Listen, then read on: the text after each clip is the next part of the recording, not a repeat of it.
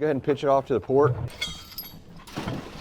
People come to Virginia Beach and come to Virginia for the oyster trail to experience oysters and oyster roasts, oyster festivals.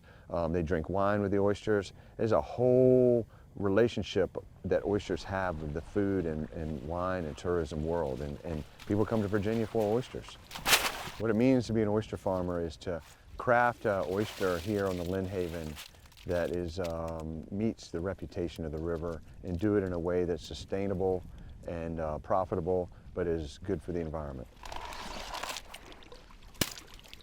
The Lynnhaven oyster is special and unique because of the balance. It's salty, but not too salty. It's got seaweed notes.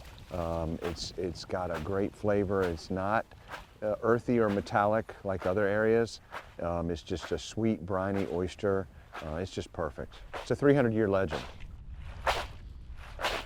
Oysters are often looked at as being the seafood mascot of Virginia because it's just been here forever. It's been the food of royalty. It was the food throughout the 1700s and 1800s. It's bucket time. They ate oysters, with the first colonists to help them get through the winter, when it was very difficult. So it's been a food from day one. It also was a food, of ancient civilizations. So it's a food that's been around a long time, and it's had its ups and downs, and now, we're finding out new things about it, and we're bringing it back, and it's just an exciting food to be around.